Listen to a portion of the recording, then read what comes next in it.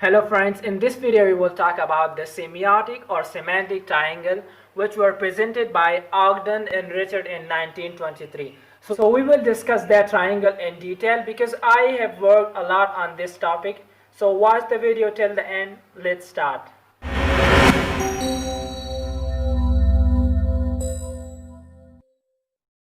तो सबसे पहले बात करते हैं कि इस ट्रायंगल को ऑगडन एंड रिचर्ड ने क्यों बनाया, उनका मकसद क्या था इस ट्रायंगल को बनाने में। तो इस ट्रायंगल को, सेमेंटिक ट्रायंगल को, ऑगडन एंड रिचर्ड ने इसलिए बनाया ताकि वो ये दिखा सके कि जो अंडरस्टैंडिंग होती है ये वर्ड्स में नहीं होती है, यानी वर्ड्स का कोई मतलब नहीं होता है, वर्ड्स में मीनिंग नहीं छुपी हुई होती है। जो मीनिंग होती है ये लोगों के अपने होते हैं। ओके, वो ये बताते हैं कि words doesn't mean, people do. Okay, कि वर्ड्स के कोई मतलब नहीं होते हैं, पीपल जो लोग होते हैं वो मतलब देते हैं वर्ड्स को। ऑक्सफोर्ड डिक्शनरी इस बारे में क्या कहते हैं कि सबसे ज़्यादा जो यूज्ड होने वाले इंग्लिश लैंग्वेज के जो वर्ड्स है 500, जो 500 वर्ड्स है उनके जो है ना 14,070 यानी 14,070 डेफिनेशंस मौजूद है। तो इसका मतलब क्या है कि जो वर्ड्स होती है उनकी कोई मतलब नहीं होती है और जो मीनिंग्स होते हैं ये लोगों के अंदर से आते हैं, लोग उनको मीनिंग देते हैं। फॉर एग्ज़ाम्पल हमारे साथ एक एग्ज़ाम्पल है, एक वर्ड है लव।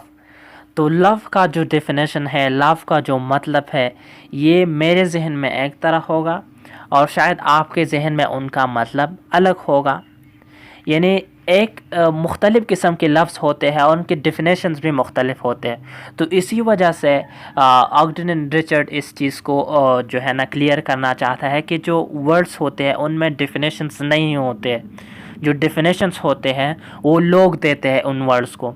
यानी एक वर्ड की जो मतलब होती है वो एक शख्स को एक तरह होती है और दूसरे शख्स को उसी वर्ड की डेफिनेशन, उसका मतलब दूसरी तरह होता है। तो इसी वजह से इसीलिए जो है ना ऑगडन एंड रिचर्ड ने एक मॉडल पेश किया जिनको उन्होंने सेमेंटिक ट्रायंगल का नाम दिया और इसको सेमियोटिक ट्रायंगल भी कहा जाता है, मीनिंग ऑफ मीनिंग मॉडल भी कहा जाता है और इसके साथ साथ इसको ट्रायंगल ऑफ मीनिंग भी कहा जाता है।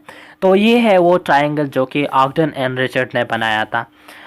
यहाँ पे लेफ़्ट साइड पे अगर आप नीचे देख ले तो यहाँ पे वर्ड्स लिखा हुआ होगा, टॉप पे थॉट्स लिखा हुआ है और नीचे अगर आप देखें तो थिंग जो है ना लिखा हुआ है राइट साइड पे नीचे। ओके, या ऑब्जेक्ट यहाँ पे लिखा हुआ है।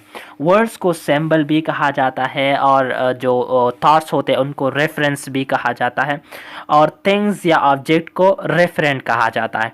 ओके, तो ये क्या दिखाते हैं, ये जो ट्रायंगल है ये हमें क्या दिखाते हैं? तो ये हमें ये दिखाते हैं कि there is a direct relation between words and thoughts, यानी वर्ड्स एंड थॉट्स के दरमियान डायरेक्ट रिलेशन है और तो इसी वजह से ये एक सॉलिड लाइन से जुड़े हुए हैं। ओके, तो क्योंकि ये हमें दिखाते हैं कि there is a direct relation between words and thoughts, यानी वर्ड्स और थॉट्स के दरमियान डायरेक्ट रिलेशन होता है। और यहाँ पे अगर आप लेफ्ट साइड पे देख ले तो यहाँ पे भी थॉट्स और थिंग या थॉट्स और ऑब्जेक्ट के दरमियान जो है ना डायरेक्ट रिलेशन मौजूद है और इसे भी जो है ना एक सॉलिड लाइन से जोड़ा गया है। अगर आप नीचे देख ले तो यहाँ पे आप देख सकेंगे कि there is no direct relation between words and object. Okay, words और ऑब्जेक्ट के दरमियान कोई डायरेक्ट रिलेशन मौजूद नहीं है, तो इसी वजह से इसको डॉटेड लाइन से जो है ना जोड़ा गया है। और इसके लिए क्या चाहिए?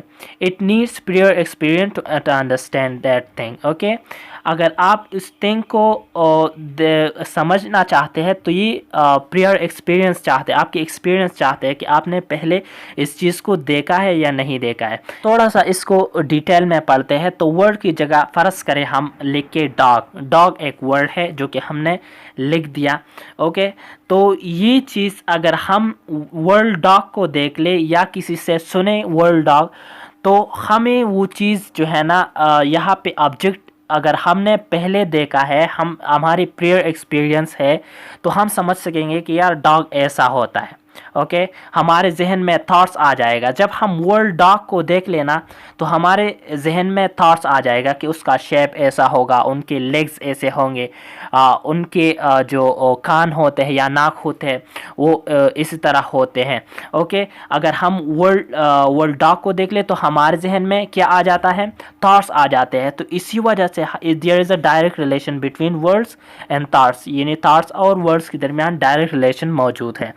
अगर हम जो है ना, हमने वो जो डॉग है उनको पहले देखा नहीं है तो हमारे जहन में थॉट्स नहीं आएंगे, रेफरेंस नहीं आएगा उस डॉग के बारे में कि यार डॉग कैसा जानवर होता है, या जानवर है ही और कि नहीं है जानवर।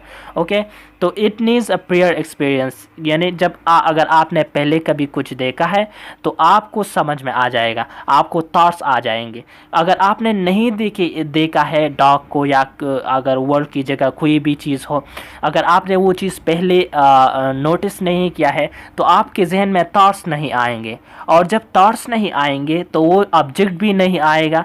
तो इसी वजह से हम कह सकते हैं कि there is no direct relation between words and things. Okay, तो ये थी उनकी ट्रायंगल ऑगडन एंड रिचर्ड की, जिसकी वजह से उन्होंने ये जो है ना ये मसला हल किया कि there is that the understanding comes from within the people rather than from words, कि वर्ड्स में कोई अंडरस्टैंडिंग नहीं होती है, जो अंडरस्टैंडिंग होती है वो हर शख्स के अलग होते हैं, जैसा कि मैंने पहले भी आपको बताया।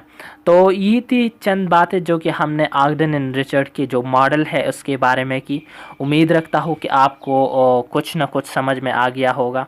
अगर आपको ये वीडियो अच्छी लगी है तो आप प्लीज़ हमारे चैनल को सब्सक्राइब करें और इस वीडियो को अपने दोस्तों के साथ शेयर करें ताकि वो भी इसके बारे में जान सके कि ऑगडन एंड रिचर्ड मॉडल क्या है, और वीडियो को लाइक ज़रूर करें। बहुत शुक्रिया।